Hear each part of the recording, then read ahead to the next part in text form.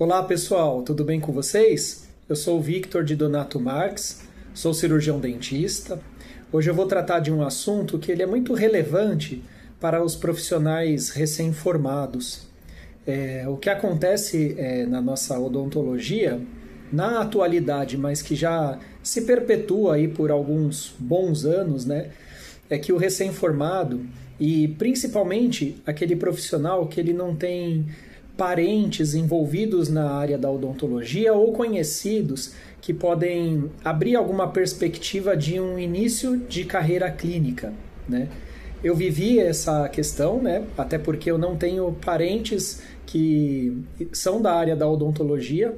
Então, quando eu me formei, eu precisei seguir aquele passo a passo, percorrer todos os caminhos das pedras ali para poder me posicionar no mercado odontológico, né?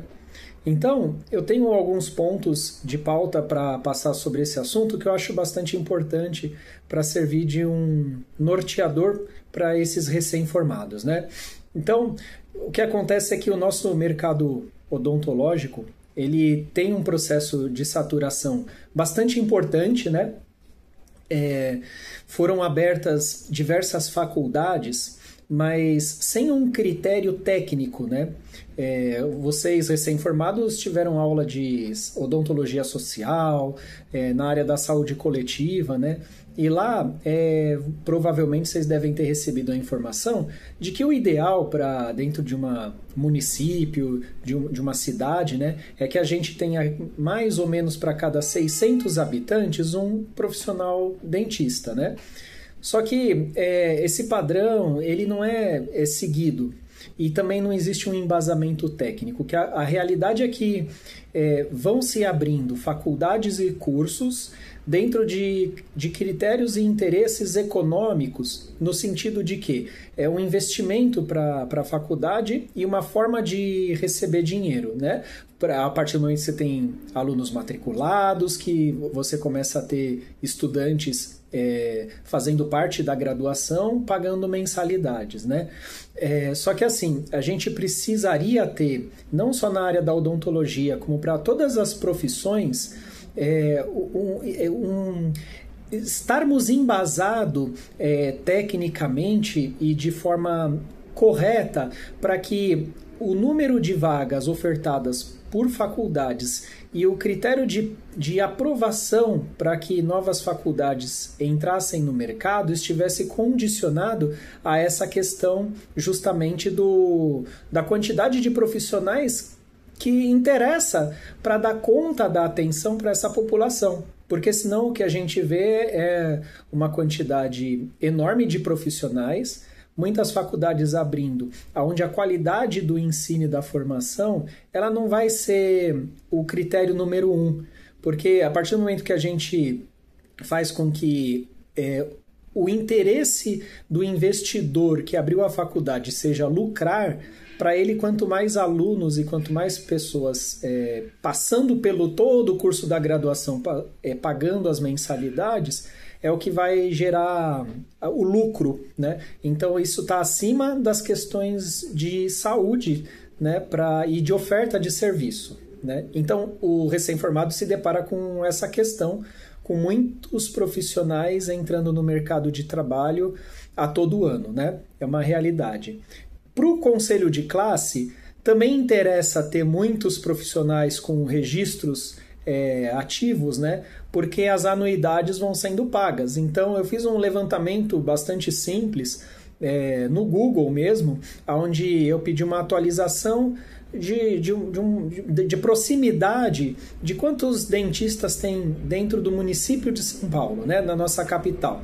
E eu verifiquei, até anotei aqui, a quantidade de 32.339 dentistas no município de São Paulo. Se cada profissional vai pagar em uma média, aí, uma estimativa de R$600 por ano, esses 32.339, a gente vai ter aí uma arrecadação para o conselho de classe apenas das anuidades, né? Tem outras formas de arrecadação também que o conselho acaba tendo. Pessoa jurídica, né? Até para vocês saberem, quando a gente abre uma clínica, a pessoa jurídica, você tem que ter o CRO da clínica e o CRO de cada profissional. Então esse valor que eu estou passando é apenas de dentistas, pessoas físicas que pagam anualmente. Uma arrecadação de R$ 19.403.400.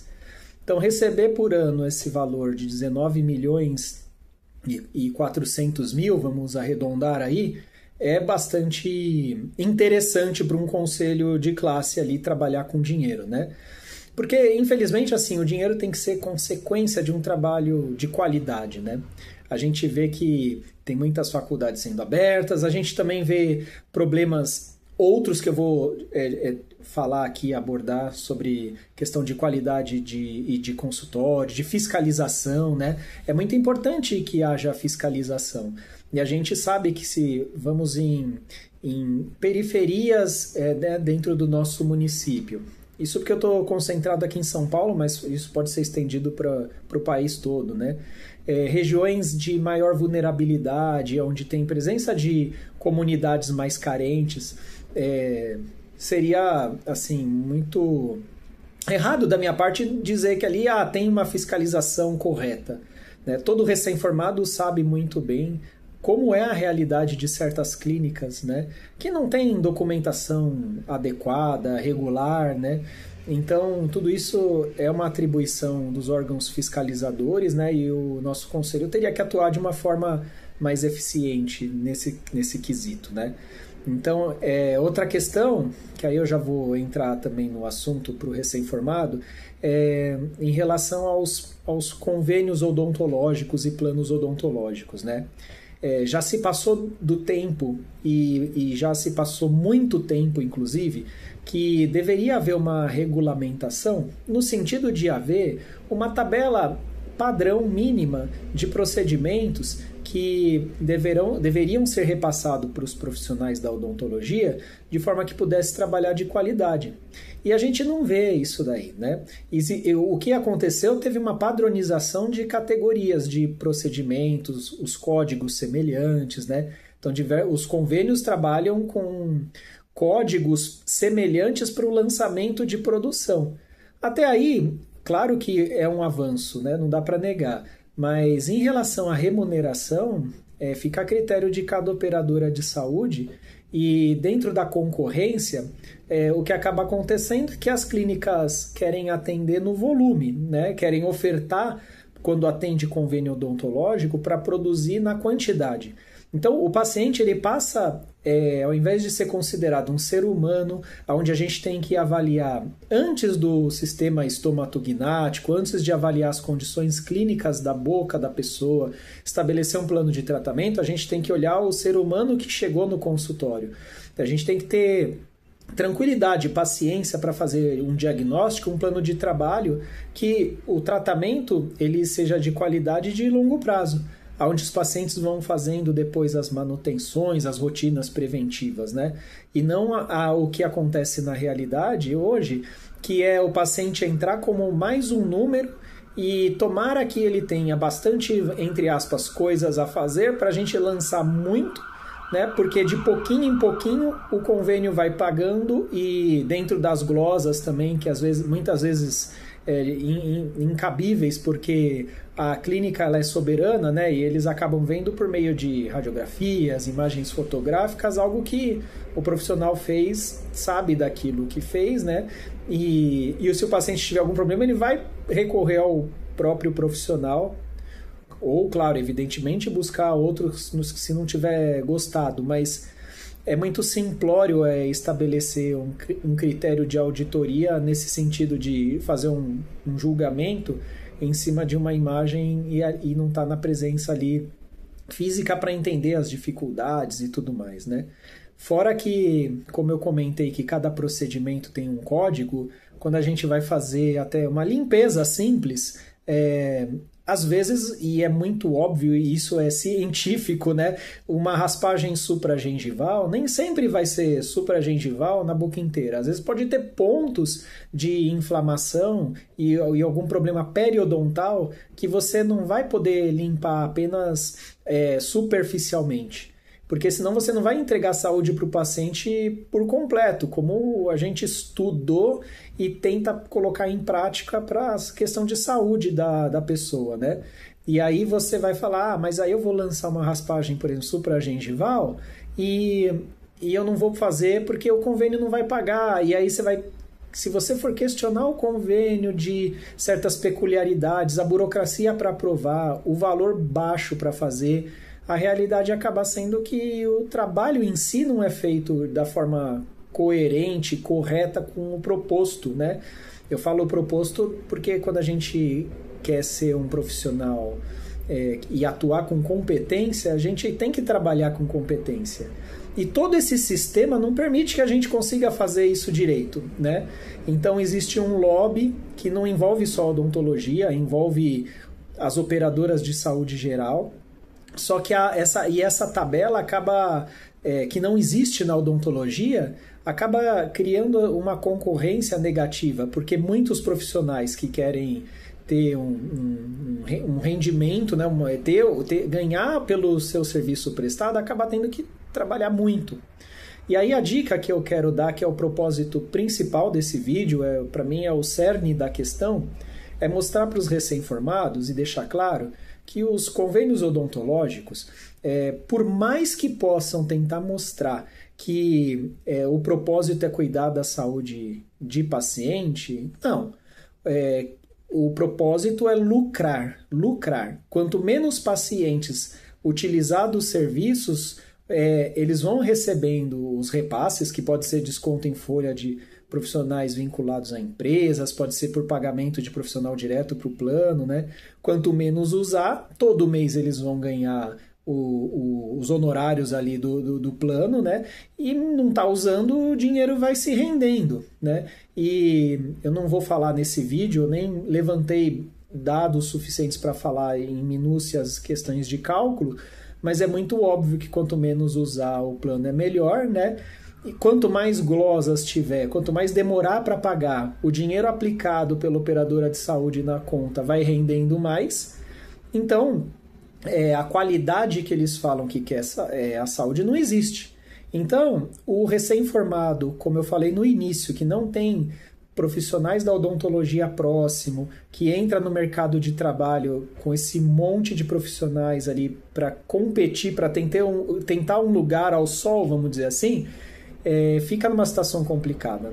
Aí, o que eu, pela experiência de tempo de formado, né, eu me formei em 2006, em dezembro de 2006, né?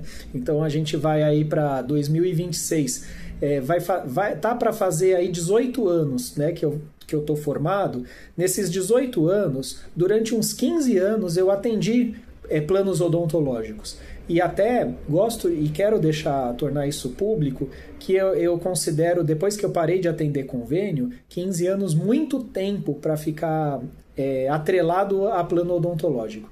A proposta que eu entendo é assim: o convênio odontológico usa vocês, nós, profissionais, para poder atender os pacientes que são vinculados ao plano, não é vinculado a vocês, para ganhar dinheiro, né? Então, nada mais correto, já que os nossos órgãos de fiscalização, conselho de classe, não atuaram ainda para fazer uma tabela mínima, para criar condições de que os profissionais da odontologia possam fazer um trabalho com qualidade, sem fazer correndo e sem pensar que o paciente é apenas um número a mais para na produção gerar lucro, né? Considerando tudo isso, eu acho muito correto dentro dessa realidade, que precisa ser mudada, precisa de pessoas interessadas pela saúde, particularmente na odontologia, para trabalhar politicamente no sentido de qualificar esse tipo de relação entre os profissionais formados, né, e o mercado de trabalho, né? Mas dentro dessa realidade, a melhor forma é o recém-formado usar o plano. O plano odontológico não usa você? Você usar o plano, no bom sentido que eu falo, pensando já depois em largar. Porque a partir do momento que você começa a atender plano odontológico, mesmo pertencendo a uma clínica ou abrindo um consultório próprio, né, você vai tendo contato com pessoas, você cria um site seu, disponibiliza nas plataformas de acesso à informação, como o Google, por exemplo, Por quê? Porque você tendo um site sobre se apresentando, você vai se divulgando e você vai valorizando os pacientes que você atende e não só valorizando, mas fazendo com que o paciente adquira uma relação de confiança. Porque nenhum profissional vai conseguir, no longo prazo, se manter em qualquer profissão se ele não trabalhar com qualidade, né? Aí não adianta questionar os convênios odontológicos, o mercado de trabalho, as faculdades, os conselhos de classe, se você não tiver a competência. Se você não tiver a competência suficiente, você vai sucumbir independentemente da situação e da realidade do mercado, né? Isso é um fato. Agora, você trabalhando com qualidade, você deve usar o plano, inverter a situação. Eles querem usar a gente. Não, nós vamos usar eles. Para quê? Para nos apresentar na vida prática. E também para aprimorar, né? Muitas vezes a prática clínica vai gerando destreza, experiência, que somente a teoria e pouca vivência na graduação não é capaz de fazer com que o profissional seja formado já com todo um respaldo. Então, o paciente que quer usar o convênio, ele vai estar ciente de que ele usar o convênio, na realidade de hoje, significa ele ser submetido a um atendimento de pessoas recém-formadas, de pessoas que não estão tão interessadas na qualidade de saúde do atendimento, porque precisa produzir muito, não é por questão pessoal, mas é por questão de sobrevivência econômica, vamos dizer assim. Então, eu que fiquei 15 anos atendendo convênio, porque eu estava inseguro de largar o convênio e ficar somente com os particulares. Mas dentro desses anos para cá, né, desses 3 anos e meio que eu estou atuando sem atender convênio, eu percebi que eu deveria ter parado antes.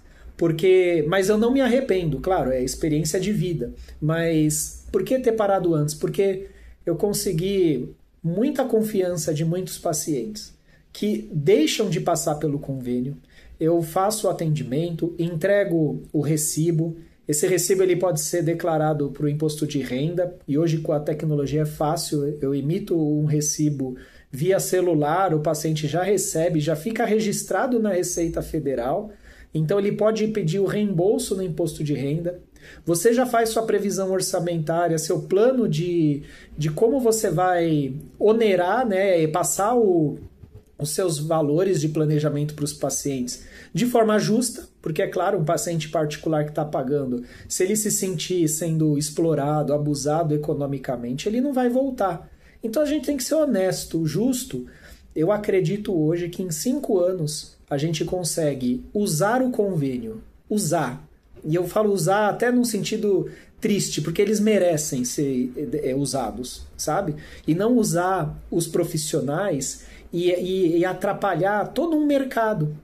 Eu valorizo muito o Sistema Único de Saúde, né? E as políticas públicas de saúde e os serviços de saúde, eles precisam, ano a ano, se qualificar, se melhorar, porque é muito bonito trabalhar com pessoas com maiores vulnerabilidades econômicas e você tem um salário que você recebe. Então, trabalhar para o SUS, o bonito é que você já tem um salário. E aí você não vai olhar o paciente como um número, você vai olhar como um paciente que você quer cuidar, que você quer fazer a reabilitação dentro da sua área de atuação, direcionar para os especialistas quando não for da sua área. Aí o SUS é importante e fundamental e tem que crescer muito, porque aí você tem um sistema público de saúde e o paciente que quer optar por mais comodidade de agendamento, de repente um atendimento com mais tempo de disposição, disponibilidade do profissional, aí ele vai procurar um serviço particular. As operadoras de saúde entraram para lucrar, só que saúde e misturar saúde com lucro, a gente acaba favorecendo, no sentido econômico, grupos de empresários, prejudicando a saúde pela correria de atendimento, por ter que produzir muito. Tem que produzir muito para ganhar pouco, mas no volume você ganha. Isso é um absurdo. Porque trabalhar com comida, ótimo, né? Você vai num restaurante, produz comida, tudo bem, vamos vender pastel? Pastel você produz muito, quanto mais pastel vender, melhor. Mas a gente não pode usar de uma vida como se fosse um objeto, né? E não tem como um plano de saúde dizer que tem interesse social. Claro que dentro de toda uma lógica de planejamento de trabalho de uma operadora de saúde, ela vai querer mostrar isso. E o interesse pode até existir por parte de alguns, né? Às vezes até pelo próprio CFO, pelo dono da empresa, pode até ter esse interesse. Mas o lucro é o que vai prevalecer, porque se a empresa não render bem, aí vai começar a ter complicações de lucros e isso vai descambar. Então, ou a empresa vai crescer ou ela não vai, mas aí a questão é muito vinculada a dinheiro, né? Então, assim, quer ter uma qualidade de atenção diferenciada? Particular. Tá? Pode ser consultório que esteja em locais mais simples, mas que o profissional vai atender com calma. Por mais que ele use materiais menos sofisticados, mas ele vai trabalhar com qualidade que ele vai dar valor para o trabalho. Como clínicas de maior padrão, que vai cobrar muito mais e vai ser procurada por pessoas que têm poder aquisitivo maior. Então esse vídeo para o recém-formado eu acho que é muito importante, porque é até uma questão de valorização de vocês para quem já é formado há mais tempo, né? Como eu falei no início, eu não tenho parente dentista, eu tive que trabalhar indo bastante longe quando eu me formei. Então, por exemplo, eu moro na zona sul de São Paulo, eu fui trabalhar em Barueri, fui trabalhar em Itaquera, fui trabalhar em Interlagos, que é mais distante da região que eu moro. E aí eu montei um consultório, sempre atendendo o convênio, né? Montei meu consultório, fui tirando do convênio pacientes que tinham interesse em trabalhar com particular. Isso é um fato, mas não adianta eu tentar captar paciente particular, né, com uma pancada de gente procurando, porque convênio é muita gente, e aí você não sabe se você vai fazer uma coisa com qualidade ou uma coisa correndo. Por isso que eu falo, 5 anos você se sedimenta com uma certa clientela para depois você abandonar o convênio, montar site, se divulgar, se qualificar.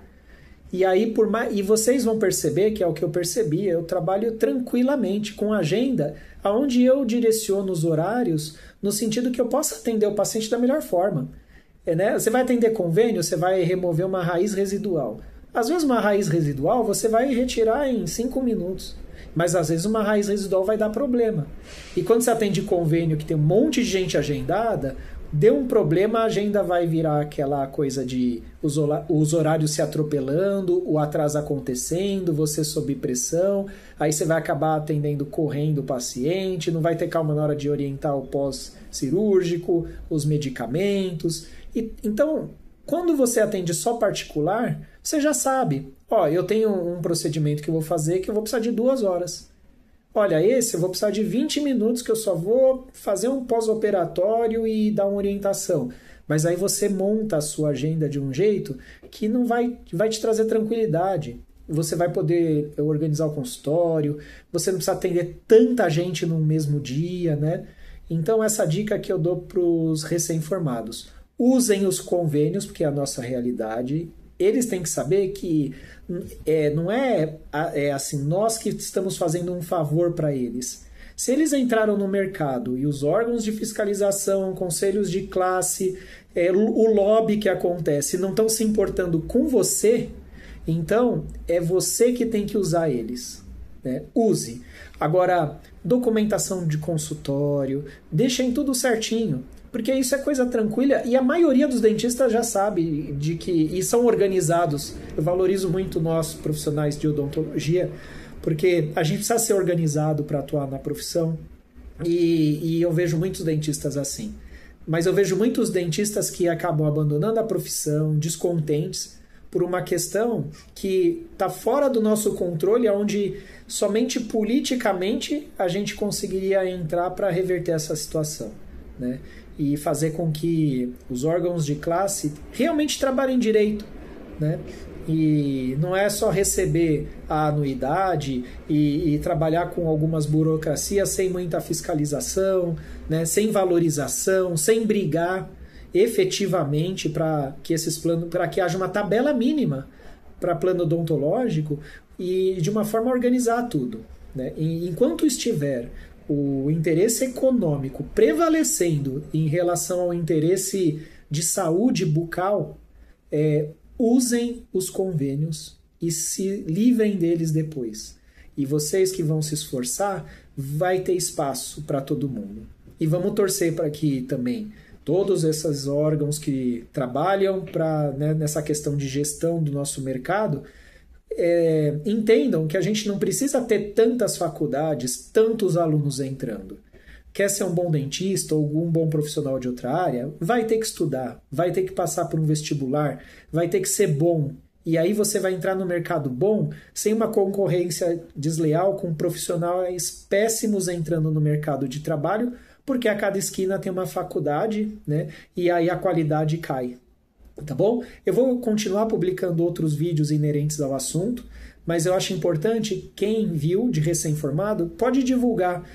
No canal do YouTube tem espaço para fazer perguntas, tirar dúvida, e eu estou gostando de entrar nessa seara agora, até pela experiência, para tentar ajudar também a elucidar a mente de muitas pessoas para entrar nessa causa de ser questionador, porque a gente vive num país democrático e a liberdade de expressão, respeitando a todos, ela é plausível e necessária, né? E aí com isso a gente pode trazer novos caminhos para a odontologia e para outras profissões, né? Inclusive, se quem estiver vendo este vídeo estiver trabalhando em outra área, mas entender a lógica da questão, isso se estende para pessoas da medicina, do direito, engenharia, né? A gente precisa qualificar o ensino superior e a formação. E não deixar para que conselhos de classe recebam bom dinheiro, trabalhe de forma ineficiente, né? Que a gente tenha muitos lobbies envolvendo conglomerados de planos de saúde e o profissional e principalmente o paciente sair perdendo. Tá ok? Então, um abraço para todos e até o próximo vídeo.